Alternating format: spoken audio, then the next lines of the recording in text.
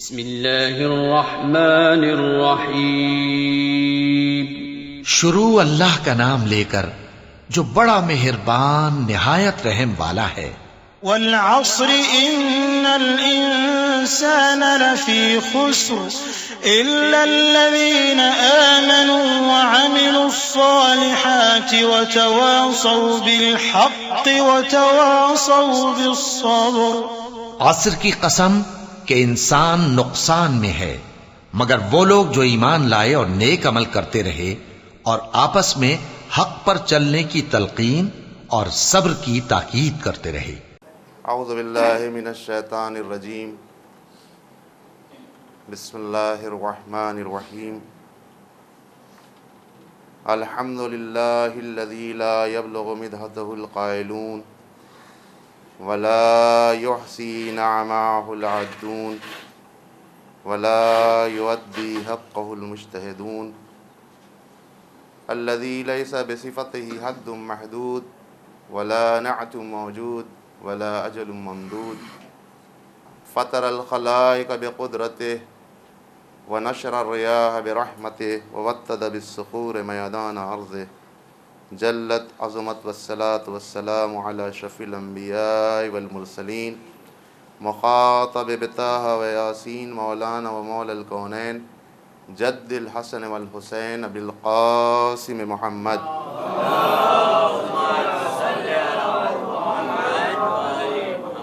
وعلى آلہ الطیبین الطاہرین المعصومین المظلومین الغر المیامین، ولعنۃ اللہ علی اعدائہم وقتلتہم وغاصب حقوقہم ومنکر فضائلہم اجمعین، من یومنا ھذا الی صباح یوم الدین، اما بعد فقد قال رسول اللہ صلی اللہ علیہ وآلہ وسلم الصلاۃ معراج المومن۔ صلوات پڑھ دیجئے محمد علیہ۔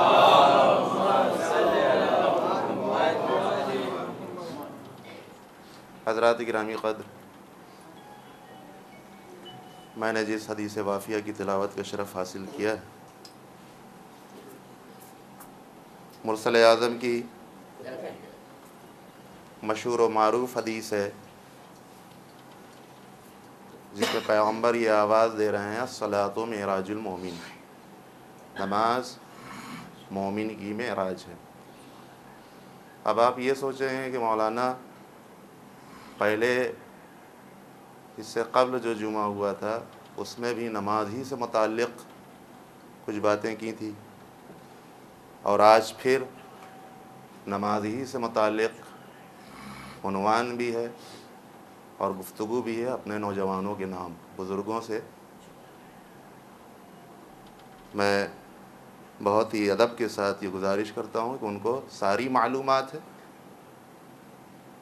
یہ جو نماز سے متعلق ہم کچھ باتیں بیان کریں گے وہ اپنے بچوں کے لیے کہ جو ابھی نئے نماز میں داخل ہونا چاہتے ہیں، نماز پڑھنا چاہتے ہیں، بلوغ کی منزل میں ابھی نہیں پہنچے ہیں، نماز ان پر ابھی واجب نہیں ہوئی ہے،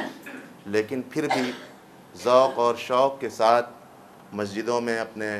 مربی اور سرپرست کے ساتھ حاضر ہوتے ہیں تاکہ وہ نماز پڑھنے کا طریقہ سیکھیں۔ لہذا انہی بچوں کے لیے اور کچھ اپنے نوجوان بھائیوں کے لیے جو اس سے بات آگے ہوگی ان سے بحث کروں گا۔ تو پیغمبر نے جو یہ ارشاد فرمایا ہے اور جس کو میں نے اپنا عنوان کلام قرار دیا ہے، عنوان کلام قرار دیا ہے، اس کی وجہ یہ ہے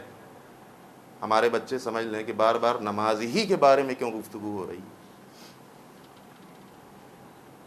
تو سادے الفاظ میں ان سے میں یہ کہنا چاہتا ہوں کہ آپ کو صبح و ظہر و مساء نماز ہی کی طرف دعوت دی جاتی ہے۔ صبح میں بھی نماز پڑھیے، ظہر کا وقت ہو جائے تو ظہر میں بھی نماز پڑھیے، مغرب کا وقت ہو جائے تو مغرب کی بھی نماز پڑھیے اور عشاء کی بھی نماز پڑھتے رہیے۔ روزہ کا ایک خاص وقت معین ہے، ماہ مبارک رمضان جب آئے گا تب روزہ رکھا جائے گا،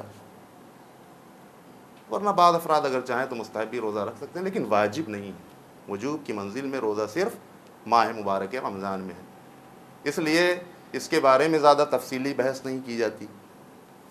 حج کے بارے میں اس لیے گفتگو نہیں کی جاتی کہ جو مستطیع ہوگا اس کے اوپر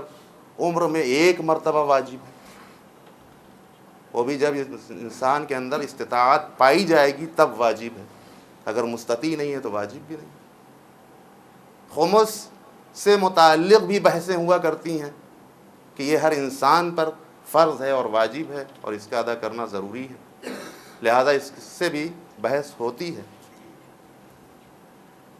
زکوٰۃ کا مسئلہ جہاں تک ہے، وہ ایک نصاب کے معین مال تک جب پہنچ جائے نصاب تک تب اس پر واجب ہوتا ہے، لہذا اس میں بھی بحث کم ہوا کرتی ہے۔ زکوٰۃ سے متعلق ہوئی، جب نصاب تک ہمارا مال پہنچ جائے گا تب ہمارے اوپر واجب ہوگا کہ ہم زکوٰۃ نکالیں۔ لیکن یہ نماز ایسی چیز ہے کہ صبح ہوئی اور نماز پڑھیے، فرار نہیں ہے نماز سے۔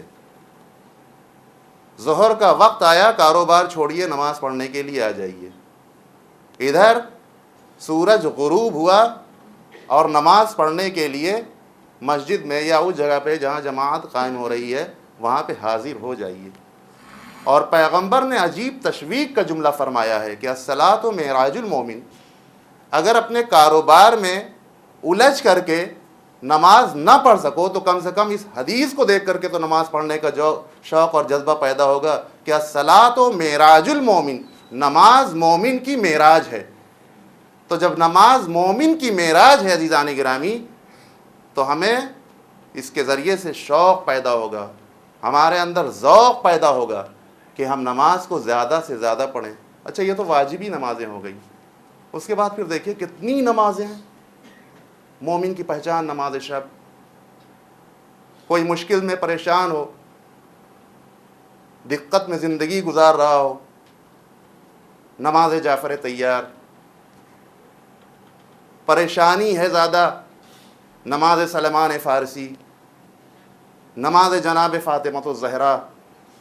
نماز امیر المومنین مولا کائنات علی ابن ابی طالب علیہ السلام،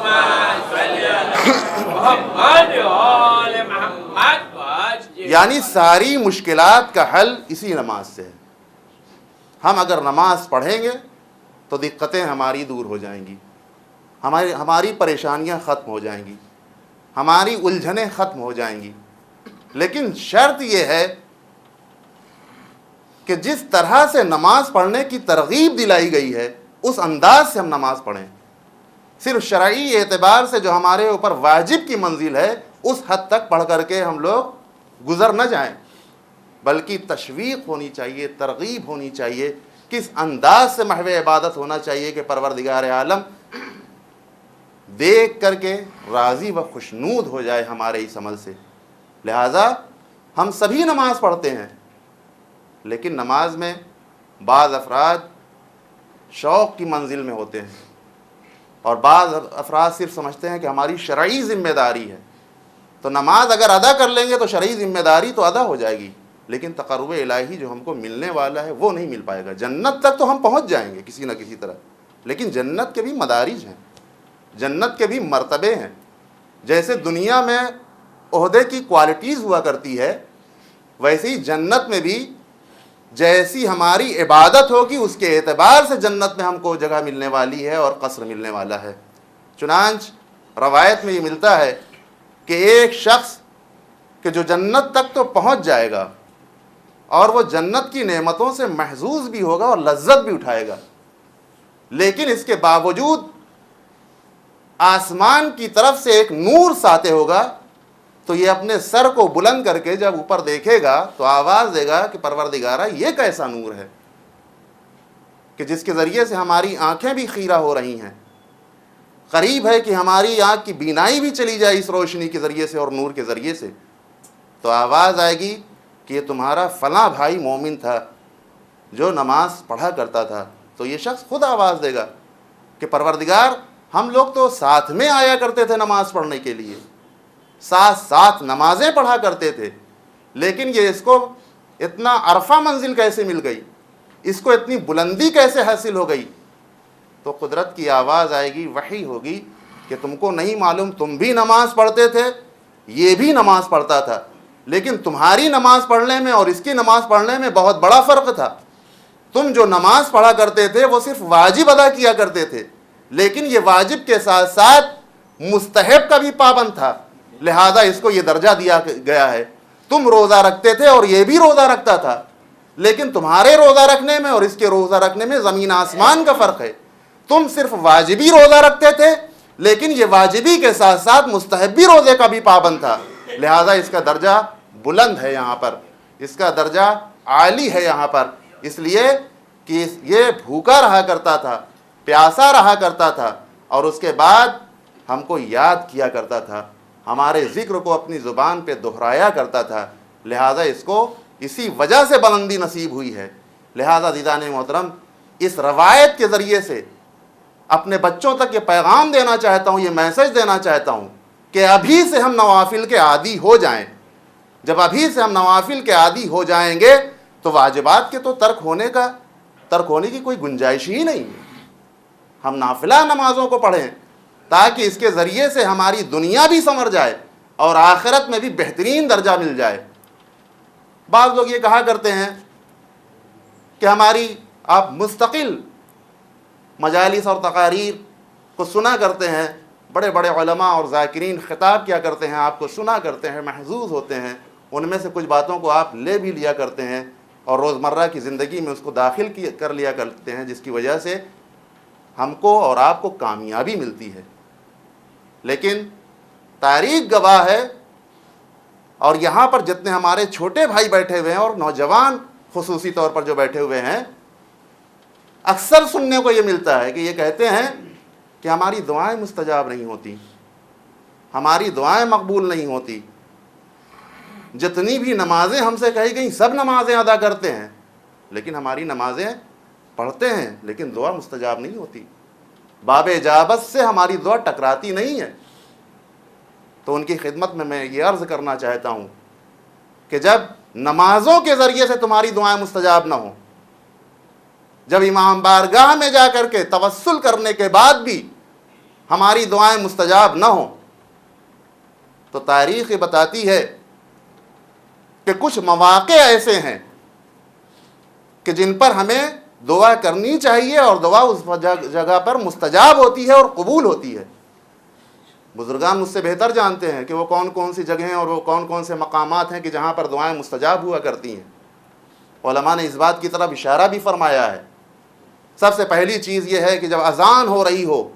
تو اس وقت اگر انسان اپنے ہاتھوں کو بلند کر کے دعا کرے گا تو اس کی دعا پروردگار عالم رد نہیں کرے گا۔ دوسری چیز، جب بارش ہو رہی ہو تو اس وقت پروردگار عالم کا ذکر کرتے ہوئے اپنے ہاتھوں کو بلند کر دیجئے، رحمت پروردگار عالم کا نزول ہو رہا ہے، لہٰذا اس جگہ پہ دعائیں مستجاب ہو جائیں گی، قبول ہو جائیں گی۔ تیسری چیز کہ اپنے مومن کو اپنی دعاؤں میں مقدم کیجئے، اس کے بعد آپ کی دعا خود بخود مستجاب ہو جائے گی، اس لیے کہ دوسرے کے حق میں دعا جلدی مستجاب ہوا کرتی ہے۔ جب دوسروں کی دعائیں مستجاب ہو جائیں گی تو ہماری دعا کا رد ہونا اشکال سے خالی ہے۔ اور اس کے بعد پھر اگر حرم مطہر میں جانا نصیب ہو جائے، وہ کوئی بھی حرم ہو، حرم امام رضا آپ پہنچ گئے، سنا کرتے ہیں آپ اکثر کہ 3 دعائیں وہاں پر مستجاب ہوتی ہیں۔ ایسی بات نہیں ہے عزیزان محترم کہ صرف 3 ہی دعائیں ہماری مستجاب ہوں گی، وہاں پر نہیں۔ جتنی بھی ہم حاجتیں رکھتے ہیں، جتنی بھی ہم دعائیں کرنا چاہیں، صرف خلوص دل سے اگر کریں گے، خلوص نیت سے اگر ہم دعا کریں گے تو ہماری ساری دعا مستجاب ہو جائے گی وہاں پر۔ تو جتنے بھی حرم میں ہم کو جانے کی حاضری ہو جائے وہاں پر اور وہاں پہ ہم پہنچ جائیں تو پہلے اپنے مومنین بھائیوں کے لیے دعائیں کریں، اس کے بعد اپنے لیے دعائیں کریں، اس لیے کہ امام حسن مجتبیٰ علیہ الصلوۃ والسلام نے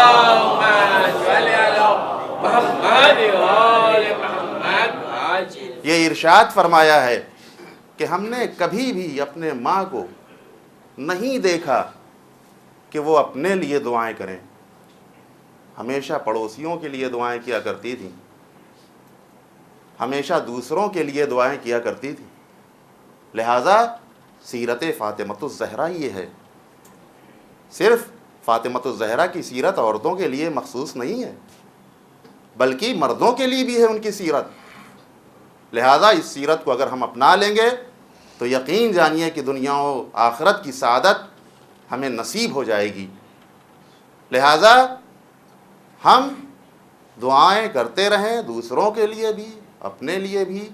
تاکہ ہماری دنیا بھی سنور جائے اور آخرت میں بھی بہترین ذخیرہ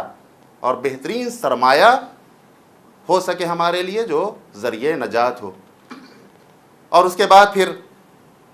پیغمبر تشویق دلاتے ہوئے فرماتے ہیں، دعا کے بابت سے اس بات کو مکمل کر دوں، اپنے نوجوانوں کے حوالے کر دوں کہ اگر کہیں تمہاری دعائیں مستجاب نہ ہو رہی ہوں تو روایات کے فقرے یہ ہیں کہ اس کے بعد پھر ماں سے جا کر کے یہ کہو کہ مادر گرامی آپ ہمارے حق میں دعا فرمائیے، اس لیے کہ ماں اگر کسی کے حق میں دعا کر دے گی تو اس کی دعا ضرور مستجاب ہوگی اور قبول ہوگی۔ یعنی معصومین یہ فرماتے ہیں کہ جب کہیں تمہاری دعا مستجاب نہ ہو رہی ہو اور بے چینی کا عالم ہو اور کرب کا عالم ہو اور پریشانی کا عالم ہو اور اضطراب کی منزل ہو، تو اس وقت پھر جا کر کے ماں سے التجا کریے کہ مادر گرامی ہم ہر جگہ جا رہے ہیں، امام بارگاہ بھی جاتے ہیں، مسجدوں میں بھی جاتے ہیں، دعاؤں میں بھی شریک ہوتے ہیں، کوئی بھی دعا ہم سے چھوٹتی نہیں ہے، ہر جگہ جاتے ہیں، لیکن ہماری دعائیں مستجاب نہیں ہو رہی، ہم آگے نہیں بڑھ رہے ہیں اپنی زندگی میں، لہٰذا آپ ہمارے حق میں دعا فرمائیے۔ تو معصوم یہ فرماتے ہیں کہ اگر ماں دعا کر دے گی تو پھر پروردگار عالم اس کی دعا کو رد نہیں کر سکتا ہے۔ لہٰذا یہ دعا ہے کہ جو مومن کا اسلحہ ہے، اور اس دعا کے ذریعے سے ہم اپنی عاقبت سنوار سکتے ہیں۔ لیکن پیغمبر نے جو اور باتیں بتائی ہیں نماز کے سلسلے میں، وہ فرماتے ہیں ایک حدیث میں کہ ہم نے تمہاری دنیا میں سے صرف 2 چیزوں کو لیا ہے، کہ جو دنیا ہے، دنیا میں کتنی نعمتیں ہیں کہ اس کا شمار نہیں کیا جا سکتا، اس کو کوئی گن نہیں سکتا ہے، اس کا کوئی حساب نہیں لگا سکتا ہے۔ پیغمبر فرماتے ہیں کہ اتنی بڑی دنیا میں اتنی ساری نعمتیں ہیں، لیکن ان نعمات میں صرف 2 چیزوں کو میں نے لیا ہے۔ ایک خوشبو ہے کہ جس کے بارے میں پیغمبر یہ فرماتے ہیں کہ خوشبو کو ضرور استعمال کرنا چاہیے انسان کو، اس لیے کہ یہ پیغمبر کی سنت اور پیغمبر کی سیرت ہے۔ دوسری کیا چیز ہے؟ دوسری فرماتے ہیں کہ ہم نے عورتوں کو اسی دنیا سے حاصل کیا ہے، یعنی عقد کرو، نکاح کرو، اس کے ذریعے سے انسان بہترین مقام تک پہنچ سکتا ہے۔ اور اس کے بعد فرماتے ہیں لیکن ان 2 چیزوں کو حاصل کرنے کے بعد بھی جو تیسری چیز ہے وہ نماز ہے، اور نماز ہمارے آنکھوں کی ٹھنڈک ہے۔ اس چیز سے تعبیر فرماتے ہیں پیغمبر کہ دنیا کی 2 چیزیں جو میں نے حاصل کی ہیں ان سے بھی کہیں زیادہ یہ نور چشم کب کہا جاتا ہے، یہ آنکھوں کی ٹھنڈک کب کہی جاتی ہے؟ جب کوئی انسان، کوئی بچہ عزیز ہوتا ہے تو اس کے لیے یہ تعبیر کی جاتی ہے کہ یہ ہمارے آنکھوں کی ٹھنڈک ہے، یہ ہمارا نور چشم ہے۔ پیغمبر یہ آواز دینا چاہتے ہیں کہ اتنی محبوب ترین چیز ہے نماز کہ اس کو آنکھوں کی ٹھنڈک قرار دیا ہے۔ لہٰذا جو آنکھوں کی ٹھنڈک ہوگی عزیزان محترم، وہ کتنی عزیز ہوگی، کتنی محبوب ہوگی۔ لہٰذا ان نمازوں سے ہمیں غفلت نہیں کرنا چاہیے اگر ہم سیرت پیغمبر پر چلنے والے ہیں تو۔ اگر ہم یہ کہتے ہیں کہ ہم پیغمبر کے ماننے والے ہیں، پیغمبر کے چاہنے والے ہیں، تو پھر ہماری یہ واجب نمازیں کیا، نماز مستحبہ کو بھی ادا کرنا چاہیے ہمیں، نوافل کا بھی پابند ہو جانا چاہیے ہمیں، اس لیے کہ روایت میں یہ ملتا ہے اور حسن بصری نقل فرماتے ہیں جناب فاطمۃ الزہرا سلام اللہ علیہا کے سلسلے کہ یہ خاتون ایسی تھیں کہ جو رات بھر عبادت پروردگار عالم میں مصروف رہا کرتی تھی، اور ان کے پیروں پر ورم آ جایا کرتے تھے۔ آپ نے مرسل اعظم کے سلسلے میں یہ بات سنی ہے کہ تقریباً 10 سال تک مستقل آپ نے نماز کی حالت میں قیام کیا ہے کہ وحی الہی نازل ہو گئی کہ اے میرے پیغمبر کچھ آرام کیا کریں آپ، اس لیے کہ آپ کے پائے اقدس پر ورم آ گیا ہے۔ تو پیغمبر کی نماز اور ان کا قیام ایسا ہے کہ وحی الہی نازل ہو جائے کہ پیغمبر کچھ رات میں آرام بھی کیا کرو۔ اور ہم لوگ ہیں کہ جو غفلت کے عالم میں ہیں، ہم لوگ ہیں کہ جو واجب نمازیں بھی ہماری صحیح طریقے سے ادا نہیں ہو رہی ہیں. یوں تو نمازیں ہم پڑھ لیا کرتے ہیں، لیکن جس انداز سے ہمیں پڑھنی چاہیے نمازیں اس انداز سے ہم نہیں پڑھ پا رہے ہیں. بعض معذرت، کسی کو برا نہ لگ جائے، کسی کے اوپر ہم کوئی بات کہنا نہیں چاہتے، لیکن روایتوں سے یہ اخذ کرنا چاہیے کہ ہماری نماز کا انداز کیا ہونا چاہیے. قرآن مجید کے ذریعے سے جس نے اشارہ کیا ہے کہ ان الصلاۃ تنہی عن الفحشاء والمنکر، بے شک نماز برائیوں سے روک دیا کرتی ہے. ہم خود اپنے کو چیک کریں نماز پڑھنے کے بعد کہ ہمارے اندر برائی پائی جاتی ہے کہ نہیں پائی جاتی. اگر ہم نماز پڑھنے کے بعد کسی دوسرے کی غیبت کرنے لگیں تو سمجھیے وہ نماز نہیں تھی، صرف شرعی اقدام تھا، وہ شرعی چیز واجب ادا ہو گئی ہے اور اس کے علاوہ کچھ نہیں ہوا ہے. لہٰذا اپنے نفسوں کی اصلاح خود ہمیں کرنی چاہیے کہ ہماری نماز کیسی ہونی چاہیے، ہماری زبان کے ذریعے سے کسی کو تکلیف نہ پہنچنے پائے.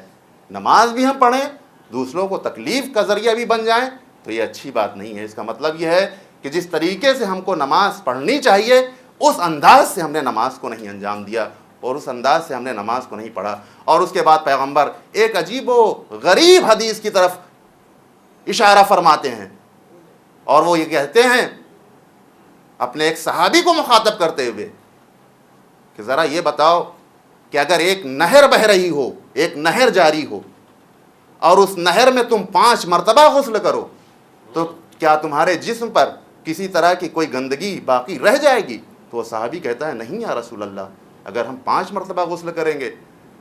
تو پھر ہمارے جسم پر کسی طرح کی کوئی نجاست رہ ہی نہیں سکتی ہے. تو پیغمبر آواز دیتے ہیں کہ یہ نماز جاری نہر کی طرح ہے. اگر ایک بندہ نماز پڑھے گا تو 2 نمازوں کے درمیان کے گناہ اس کے بخش دیے جائیں گے. لہذا ہمیں ایسی نماز پڑھنا ہے کہ پروردگار عالم بھی آواز دے اپنے فرشتوں کو کہ ہمارا بندہ ہماری بارگاہ میں آ گیا ہے، لہذا اس کو ہماری رحمت سے غرق کر دو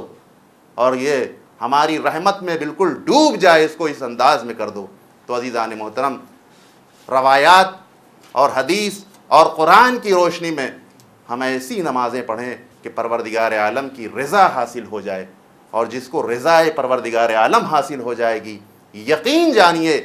کہ وہ دنیا میں بھی سعید ہو جائے گا، دنیا میں بھی اس کی ساری پریشانیاں ختم ہو جائیں گی اور آخرت میں بہترین درجے پر جنت میں رہ سکتا ہے، جس کے لیے پروردگار عالم نے یہ وعدہ کیا ہے کہ ہم نے اس جنت کو مومنین کے لیے تیار کیا ہے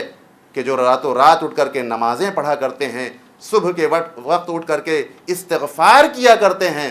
اور طلب رحمت کیا کرتے ہیں. لہذا عزیزان گرامی، اپنے نوجوانوں کو مخاطب کرتے ہوئے میں ان سے دست بستہ یہ گزارش کروں گا کہ آج سے ہماری نماز ایسی ہو کہ واقعاً نماز ہو جس کو روح نماز جسے کہا جا سکے، جس کو روح عبادت کہا جا سکے، ایسی نماز ہونی چاہیے. لہذا ہم پروردگار عالم کی بارگاہ میں یہ دعا کرتے ہیں اور آواز دیتے ہیں کہ ہمارے نوجوانوں کو اور ہمارے بچوں کو روح نماز سیکھنے کی توفیق عنایت فرما، تاکہ اس کے ذریعے سے بزرگ اور بہترین مقام رضوان کو ہم حاصل کر لیں. اعوذ باللہ من الشیطان الرجیم، بسم اللہ الرحمن الرحیم. والعصر ان الانسان لفی خسر الا الذین آمنوا وعملوا الصالحات وتواصوا بالحق وتواصوا بالصبر.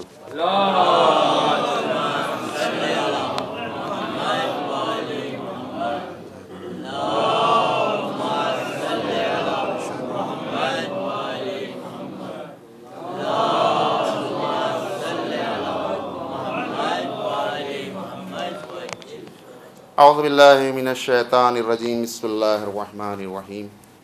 الحمد للہ الذی ہدانا لہذا وما كنا لنهتدی لولا ان هدانا اللہ. لقد جاءت رسل ربنا بالحق ثم الصلاة والسلام والتحیۃ والاکرام علی النبی الامی المکی المدنی القرشی الہاشمی المطلب الابتہی مولانا و مولا الکونین جد الحسن والحسین بالقاسم محمد.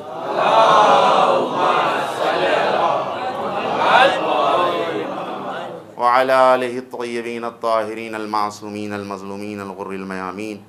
ولعنۃ اللہ علی اعدائہم وقتلتہم وغاصب حقوقہم ومنکر فضائلہم اجمعین من یومنا ھذا الی قیام یوم الدین. اما بعد فقد قال اللہ سبحانہ وتبارک وتعالی فی القرآن الحکیم بسم اللہ الرحمن الرحیم ان اللہ وملائکتہ یصلون علی النبی یا ایھا الذین آمنوا صلوا علیہ وسلموا تسلیما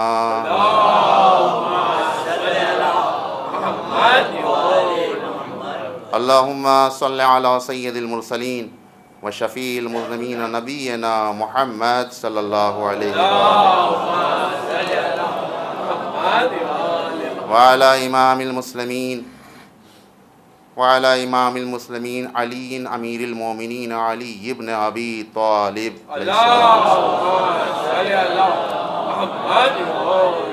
وعلی سیدۃ نساء العالمین وبذت خاتم النبیین سیدتنا فاطمہ بنت رسول اللہ صلی اللہ علیہ وسلم وعلی الحسن المجتبی اللہم صلی علی محمد والحسین الشہید بکربلا وعلی ابن الحسین ومحمد ابن علی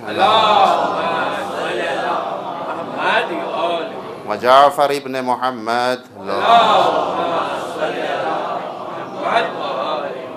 وموسى ابن جعفر وعلی ابن موسیٰ ومحمد ابن علی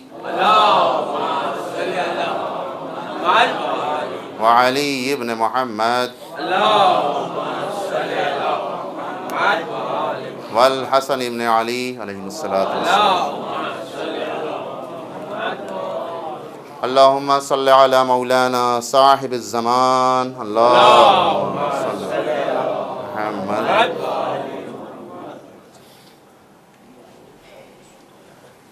معزز سامعین اکرام، جیسا کہ آپ کو معلوم ہے کہ یہ مہینہ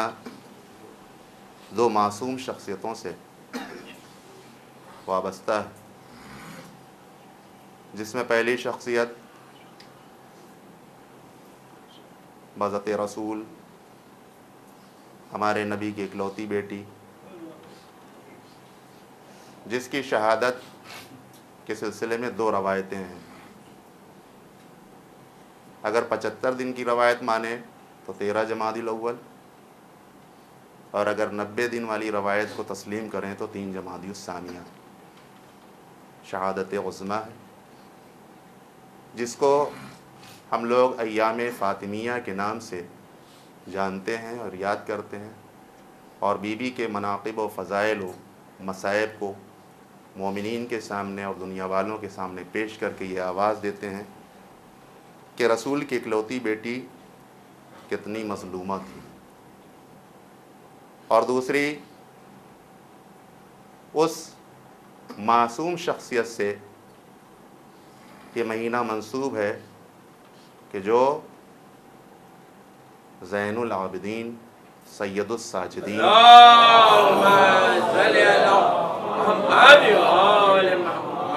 یعنی 15 جمادی الاولیٰ کو آپ کی ولادت کی تاریخ ہے۔ لہذا اپنے نوجوانوں کے لیے ایک دو باتوں کی طرف اشارہ کرنا اس معصوم شخصیت کے سلسلے میں کہ جو ہمارے لیے بہت ہی اہم ہے،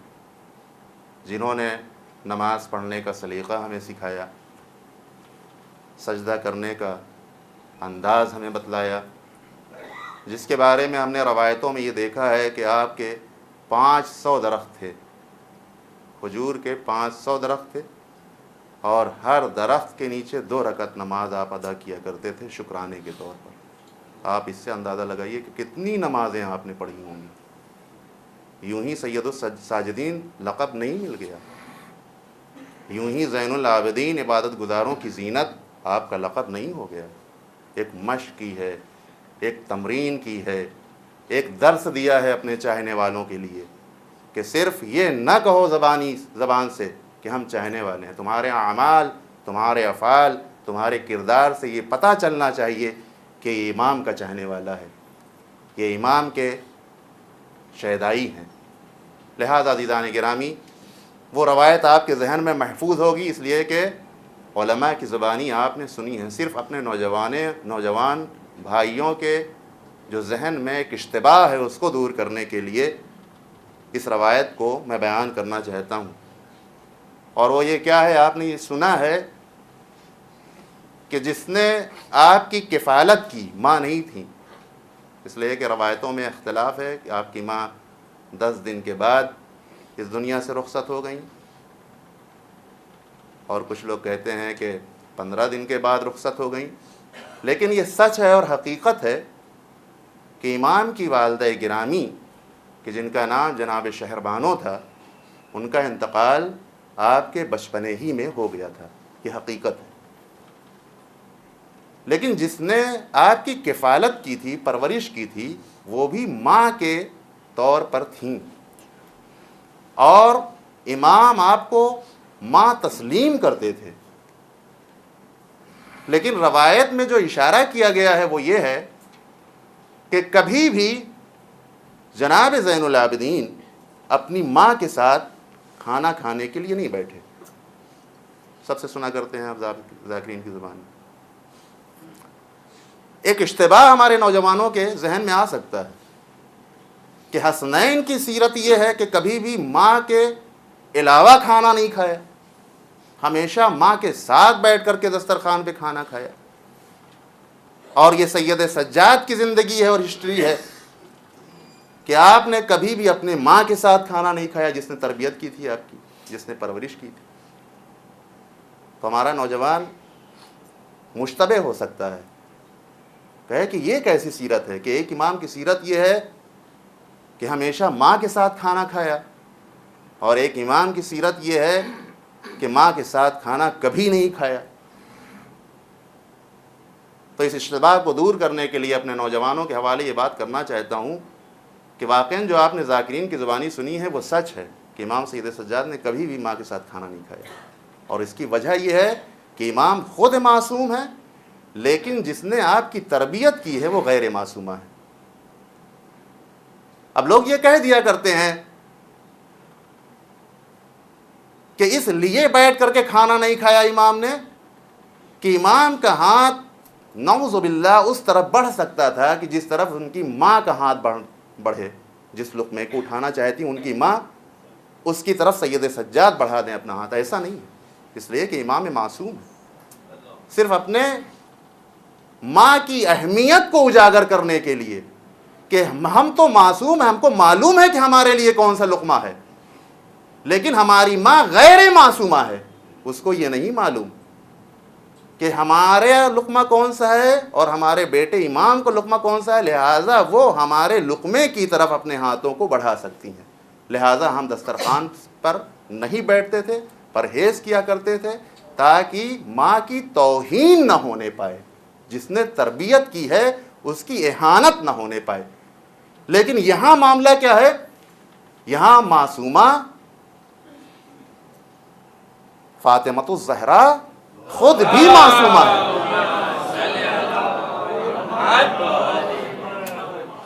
اور حسنین جیسے بیٹے معصوم ہیں۔ بہت اچھے ماشاءاللہ۔ لہذا یہاں پر یہ بات ہو ہی نہیں سکتی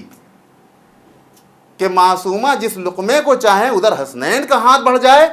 یا حسنین جس لقمے کو اٹھانا چاہیں ادھر ماں کا ہاتھ بڑھ جائے، اس لیے کہ معصومہ بھی جانتی ہیں کہ اس میں ہمارے کتنے لقمے ہیں، اور حسنین بھی یہ واقف ہیں کہ ہمارا کتنا اس میں لقمہ پایا جاتا ہے۔ لہٰذا عزیزان گرامی، اس وجہ سے سید سجاد وہاں پر نہیں بیٹھا کرتے تھے، اور یہاں پر مستقل اور مسلسل اپنی ماں کے ساتھ حسنین بیٹھ کر کے کھانا تناول کیا کرتے تھے۔ لہٰذا عزیزان محترم، اس اشتباہ کو دور ہو جانا چاہیے کہ دونوں کی سیرت ایک ہی سیرت ہے، دونوں کی سیرت میں کسی طرح کا کوئی اختلاف نہیں ہے، بس صرف یہ معصوم اور غیر معصوم ہونے کی بنا پر ایسا کام سید سجاد نے انجام دیا ہے، اور ایسا کام حسنین علیہ السلام نے۔ آپ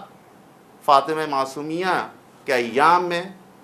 داخل ہیں، اور ابھی 3 جمادی الثانیہ تک یہ سلسلہ جاری رہے گا۔ لہٰذا ہمیں ہر ایسا قدم اٹھانا چاہیے کہ جس سے معصومہ کی رضا حاصل ہو جائے، اس لیے کہ معصومہ کہ تمام القابات میں سے 2 القاب ایسے ہیں کہ جن کے ذریعے سے پتہ چلتا ہے کہ راضیہ بھی ہیں یہ، مرضیہ بھی ہیں یہ۔ یعنی اگر فاطمہ ہمارے اعمال سے راضی ہو جائیں گی تو پروردگار عالم ہمارے اعمال سے بدرجہ اتم راضی اور خوشنود ہے۔ لہذا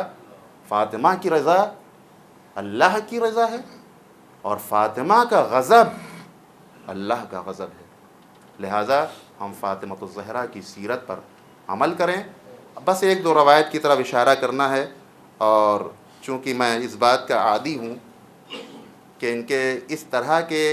فضائل کو بیان کرتا ہوں تاکہ جس کے ذریعے سے ہم کو اس دنیا میں زندگی گزارنے کا طریقہ حاصل ہو جائے، خصوصاً شہزادی کونین کے سلسلے میں روایات کے فقرے یہ ہیں کہ ان میاں بیوی کا، ان زن و شوہر کا مشغلہ یہ تھا کہ نماز صبح کے بعد جناب شہزادی کونین گھر کے کام کو انجام دیا کرتی تھی اور مولائے کائنات باہر چلے جایا کرتے تھے رزق کی تلاش میں، معاش کی تلاش میں۔ چنانچہ روایتوں میں ملتا ہے کہ آپ کا سب سے محبوب مشغلہ یہ تھا کہ آپ باغ میں سینچائی کیا کرتے تھے، آپ پاشی کیا کرتے تھے۔ یہی آپ کا بہترین مشغلہ تھا۔ جس طریقے سے آپ دنیا والوں کو علم سے سیراب کیا کرتے تھے، اسی طریقے سے آپ کے اندر یہ بھی شوق تھا کہ ہم درخت کو بھی پانی کے ذریعے سے سیراب کریں۔ چنانچہ آپ اسی مشغلے کو اپنائے ہوئے تھے۔ آپ ایک دن گئے لیکن کوئی کاروبار نہ ملا۔ اس کو ذہن میں محفوظ رکھیے گا کہ مولا ہماری طرح سے نہیں تھے۔ وہ اگر چاہتے، اکثر میں اس بات کو بیان کیا کرتا ہوں کہ اگر وہ چاہتے تو روزانہ مستقل جنت کا طعام آتا، نوش فرماتے آپ، لیکن ایسا نہیں کیا،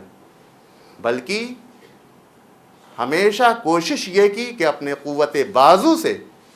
کمائی ہوئی رقم کو اپنے اہل و عیال پر صرف کریں اور اپنے اوپر صرف کریں۔ چنانچہ کئی دن تک فاقے اسی وجہ سے گزر جایا کرتے تھے، لیکن بارگاہ ہدیت میں کبھی بھی آپ نے شکوہ نہیں کیا۔ چنانچہ روایت میں ملتا ہے کہ ایک دن جب باہر نکلے اور مشغلہ کچھ نہ ملا، آپ کو پیشہ نہ ملا، تو مایوس ہو کر کے گھر کی طرف آ رہے تھے، اور یہ یاد رکھیے گا کہ تقریباً 8 پہر کا فاقہ تھا، یعنی کچھ کم 3 دن کے فاقے سے تھے۔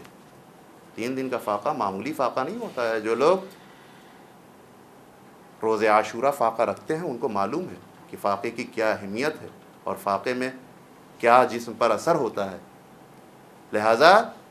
3 دن تک، 1 پہر کم 3 دن تک مستقل آپ فاقے سے تھے۔ اس دن ایک تاجر کا سامان اونٹوں پر لدا ہوا آیا اور اس کو ایک مزدور کی ضرورت ہوئی۔ مولائے کائنات وہاں پر پہنچے اور اس مزدوری کو آپ نے قبول فرمایا اور پورے اونٹوں پر لدے ہوئے سامان کو آپ نے نیچے اتارا، اور اس کے بعد تاریخ میں ملتا ہے کہ اس تاجر نے آپ کو 1 درہم، 1 دینار اس کی مزدوری دی۔ مولا نے اسے خوشی خوشی قبول کر لیا، اور اس کے بعد اس مقام پر آئے کہ جہاں پر جن سے جو موجود تھا وہاں سے جو خریدا، اور جو خریدنے کے بعد اس کو گھر میں لے آئے۔ اب ایسے حالت میں ان لوگوں سے میں مخاطب ہوں کہ اگر ایسے عالم میں ہم اپنے گھر پہنچیں، وہ بھی رات میں اتنی تاخیر سے پہنچیں، جبکہ گھر میں کھانے کو کچھ بھی موجود نہ ہو، تو اس وقت ہماری اہلیہ کا کیا طریقہ ہوگا؟ کتنا چیخیں گی، کتنا چلائیں گی۔ لیکن آپ دیکھیے مرسل اعظم نے کیوں فرمایا تھا کہ اگر علی نہ ہوتے تو فاطمہ کا کوئی کفو نہ ہوتا۔ یوں ہی نہیں فرما دیا تھا آپ نے، بلکہ اہلیت دیکھ کر کے آپ نے یہ ارشاد فرمایا تھا، جیسا ظرف فاطمۃ الزہرا کے اندر موجود تھا ویسے ہی ظرف مولائے کائنات کے اندر موجود تھا۔ چنانچہ جب تاریخ بتاتی ہے کہ جب آپ لے کر کے پہنچے ہیں جو، تو خوشی خوشی اہلاً و سہلا کہہ کر کے جو کو مولائے کائنات سے لیا، اور اسی وقت جا کر کے چکی میں آٹا پیسا، اور آٹا پیسنے کے بعد روٹیاں تیار کیں، اور روٹیاں تیار کرنے کے بعد مولا کی خدمت میں لے آئیں۔ اور تاریخ بتاتی ہے کہ مولا جب سیر ہو کر کے کھا چکے اور جو کچھ روٹی کا کچھ حصہ بچ گیا، تو اس میں سے جناب فاطمۃ الزہرا نے تناول فرمایا اور اس بات کو دیکھ کر کے میرے مولا نے کہا کہ واقعاً مرسل اعظم نے یہ سچ فرمایا ہے کہ فاطمہ دنیا کی عورتوں میں سب سے افضل عورت ہے، اس لیے کہ اس نے پہل بھی نہیں کیا، ہمارے ساتھ بیٹھی بھی نہیں، کھانا کھانے کے لیے شریک بھی نہیں ہوئی۔ اس نے یہ سوچا کہ پہلے ہمارا شوہر اپنی بھوک کو مٹا لے، پہلے میرا شوہر سیر و سیراب ہو جائے، اس کے بعد ہم کھا لیں گے۔ لہٰذا آپ نے اسی بنا پر سجدہ شکر میں اپنی پیشانی کو رکھ دیا اور آواز دی کہ پروردگار تیرا لاکھ لاکھ شکر ہے کہ تو نے مجھے ایسی زوجہ عنایت فرمایا ہے۔ لہٰذا عزیزان گرامی، اس میں اس سیرت میں میسج ہے کہ ہم کو کس طریقے سے اپنی زندگی گزارنا چاہیے۔ لیکن ایک بات اور ہے کہ لوگ یہ کہا کرتے ہیں نا کہ فاطمۃ الزہرا نے کسی طرح کی کوئی خواہش نہیں کی کبھی بھی زندگی میں، سچ بھی ہے یہ، لیکن کیوں؟ اس لیے کہ مولا خیال کیا کرتے تھے ہر اس بات کا کہ کس چیز کی ضرورت فاطمۃ الزہرا کو ہے، اس کو پورا کیوں کرتے۔ چنانچہ آپ نے خود فرمایا ہے شہزادی نے کہ پورا خیال ہمارا رکھتے تھے، اسی وجہ سے ہمیں کسی طرح کی کوئی فرمائش کرنے کی ضرورت نہ پڑی کبھی۔ اور ایک دوسری روایت میں یہ ملتا ہے، بس اس روایت کو بیان کرنے کے بعد، جو ہمارا محبوب ترین مشغلہ ہے، اور وہ ہے گریہ۔ اہل بیت اطہار پر آنسو بہانا سب سے محبوب ترین چیز ہے۔ جو آنکھیں آج ان کی مظلومیت پر اشکبار ہوں گی، کل وہی آنکھیں مسرور اور سرور کی منزل میں ہوں گی۔ لہذا ایک روایت میں ملتا ہے کہ فاطمیہ شامیہ ایک امیر خاندان سے اس کا تعلق تھا، اور وہ جناب فاطمۃ الزہرا سے ملنے کے لیے آئی ہے مدینے، تو بہت سارے تحائف لے کر کے آئی، زیورات لیے، کھانے کے سامان لیے، میوات لیے، سب لے کر کے آئی، اور اس کے بعد شہزادی کو تحفے کی غرض سے، تحفے کی بنیاد پر تمام چیزیں دی۔ شہزادی نے اسی وقت اس سے اجازت لے کر کے جتنا بھی زر و جواہر تھا سب اسلام کے نام پر خرچ کر ڈالا، اور جو لوگ مسلمان تھے، غریب تھے، سب اس میں تقسیم کر دیا۔ چنانچہ اس ایثار پر فاطمہ شامیہ بہت ہی خوش ہوئیں، اور انہوں نے کہا کہ ایسا ایثار ہے ان کا کہ اپنے لیے انہوں نے کچھ بھی نہ رکھا، جتنی بھی چیزیں تھیں ہم نے تحفہ دیا تھا، لیکن ہماری اجازت کے ساتھ اس تحفے کو نادار مسلمانوں تک پہنچا دیا، اور آواز دی کہ اس کے ذریعے سے اسلام و مسلمین کی اگر حفاظت ہو جائے تو یہ ہمارے لیے بہترین چیز ہے۔ لہٰذا وہ فاطمہ کہ جس کے اندر ایثار پایا جاتا تھا، وہ فاطمہ کہ بہانے بہانے جس کے در پر ملک آیا کرتے تھے، وہ زہرا کہ جس کے ذریعے سے پوری کائنات روشن ہو جایا کرتی تھی، اس کے بارے میں روایات کے فقرے یہ ہیں، دہرانا مقصود نہیں ہے، روایات کے فقرے یہ ہیں کہ وہی معصومہ اپنے بابا کے بعد موت کی تمنا کر رہی اور آواز دے رہی ہے پروردگار ہم کو اپنی بارگاہ میں بلا لے۔ میں کہوں گا شہزادی آپ نہیں جینا چاہتی، ابھی آپ کی عمر ہی کیا ہوئی ہے، صرف اور صرف 18 سال ہے۔ 18 سال کی عمر جوانی کی منزل میں ہوتی ہے، لیکن اگر آپ روایات اٹھا کر کے دیکھیں تو آپ کو یہ معلوم ہوگا کہ عصا کا سہارا لے کر کے چلا کرتی تھی، آپ کی کمر خمیدہ ہو گئی تھی۔ کسی نوجوان کو آپ دیکھیں کہ جب وہ 18 سال کی منزل میں ہو اور اگر وہ عصا کا سہارا لے لے، اگر وہ کمر کو جھکا کر کے چلنے لگے تو آپ کو کتنا تعجب ہوگا۔ آپ سوچئے کہ کتنا ظلم ہوا تھا شہزادی کے اوپر کہ آپ کی کمر بھی اسی وجہ سے خمیدہ ہو گئی تھی اور آپ عصا کا سہارا بھی لے کر کے چلا کرتی تھی، اور آپ کے سارے بال سفید ہو گئے تھے ارباب عصا۔ لہٰذا آپ اکثر یہ دعائیں کیا کرتی، تو میں کہتا ہوں کہ شہزادی آپ کو کیا ضرورت ہے کہ آپ موت کی تمنا کر رہی ہیں؟ تو شہزادی فرماتی ہیں کہ ہم امت کے لیے بد دعا نہیں کرنا چاہتے، ہم یہ چاہتے ہیں کہ پروردگار عالم اپنی بارگاہ میں ہم کو بلا لے، بس یہی ہمارے لیے کافی ہے۔ کیا حسنین جیسے بچوں کو اس دنیا میں چھوڑ کر کے اکیلا جانا پسند کرتی ہوں گی شہزادی؟ کبھی بھی نہیں، لیکن اتنا ظلم کیا تھا دنیا والوں نے، امت رسول نے اتنا ظلم کیا تھا آپ کے اوپر کہ آپ نے موت کی تمنا کر دی، اور آپ کی دعا مقبول بھی ہو گئی ارباب اعضاء، اور آپ کی شہادت بھی واقع ہو گئی۔ میں مصائب کو پچھلے خطبے میں بیان کر چکا ہوں، لہٰذا بس ایک مرحلے کی طرف اشارہ کر کے تاکہ ہمارا مدعا حاصل ہو جائے، بس بات کو سمیٹنے کی کوشش کرتا ہوں۔ تاریخ یہ بتاتی ہے کہ آپ کا انتقال ہو گیا، اور انتقال کے بعد خبر شہادت جب مولا کائنات نے سنی تو وصیت کے مطابق غسل و کفن کا اہتمام کیا، غسل و کفن دے دیا۔ اس کے بعد سارے بچوں کو بلا کر کے آواز دی کہ آؤ اپنی ماں کا آخری دیدار کر لو۔ دیدار کر لیا بچوں نے، لیکن تاریخ بتاتی ہے کہ شہزادی نے ایک اور وصیت کی تھی کہ علی ہمارے جنازے کو رات کی تاریکی میں اٹھائیے گا، اور تاریخ بتاتی ہے کہ مولا نے اسی وصیت کے مطابق چند اپنے خاص صحابیوں کے ساتھ لے کر کے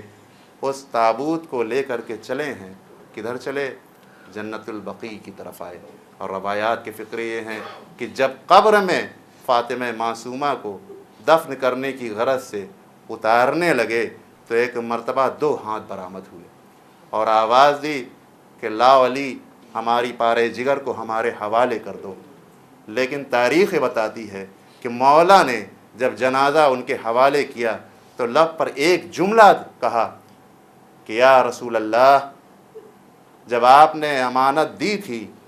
تو اس میں کسی طرح کی کوئی خرابی نہیں تھی، بالکل جسم اور اعضاء و جوارے بالکل سالم تھے، لیکن یا رسول اللہ اب جب میں امانت کو سپرد کر رہا ہوں آپ کے تو اعضاء و جوارح سالم نہیں ہیں، پسلیاں ٹوٹی ہوئی ہیں۔ یا رسول اللہ یہ آپ کی امت نے اس طرح کا رنج اور اس طرح کی تکلیف پہنچائی ہے کہ جلتا ہوا دروازہ بھی گرایا گیا، شہزادی کی پسلیاں بھی ٹوٹ گئیں، اور ہمارے گلے میں ریسمان ظلم بھی ڈالی گئی اور کشاں کشاں پھرایا گیا۔ الا لعنۃ اللہ علی القوم الظالمین وسيعلم الذین ظلموا أي منقلب ينقلبون۔ پروردگارہ تجھے واسطہ ہے محمد و آل محمد کا، ہم سب کو اعمال صالحہ کرنے کی توفیق عنایت فرما، ہم سب کو اعمال قبیحہ سے محفوظ رکھ۔ پروردگارہ اس جمعہ کی برکتوں کا واسطہ ہم سب کے گناہان کبائر و صغائر کو بخش دے۔ جہاں کہیں بھی محبان اہل بیت ہیں ان کی جان مال عزت آبرو کی حفاظت فرما، جو پریشان حال ہوں ان کی پریشانیوں کو دور فرما دے، جو بے اولاد ہوں ان کو اولاد صالح عنایت فرما، جو بے روزگار ہوں ان کو روزی عنایت فرما، جو باروزگار ہوں ان کی روزی میں خیر و برکت عنایت فرما، جو حج و زیارات کے مشتاق ان کو حج و زیارات نصیب ہو۔ پروردگارہ تجھے واسطہ ہے محمد و آل محمد کا پرچم اسلام کو سر بلند فرما، پرچم کفر و نفاق کو سر نگوں فرما۔ پالنے والے تجھے واسطہ ہے محمد و آل محمد کا آج کے روز ہم سب کو بخش دے، اس لیے کہ یہ سید الایام ہے، ہمارے گناہوں کو بخش دے۔ جتنے بھی مومنین اپنی شرعی حاجت کو رکھتے ہوں پروردگار ان سب کی شرعی حاجت کو پورا کر دے۔ اے کریم پروردگار، اے رحیم پروردگار، قلب زہرا امام زمانہ کے ظہور میں تعجیل فرما، اور ہم سب کو ان کے اعوان و انصار میں شریک ہونے کی توفیق عنایت فرما۔ اللہم تقبل منا انک انت السمیع العلیم۔ بسم اللہ الرحمن الرحیم، انا اعطیناک الکوثر فصل لربک وانحر ان شانئک هو الابتر۔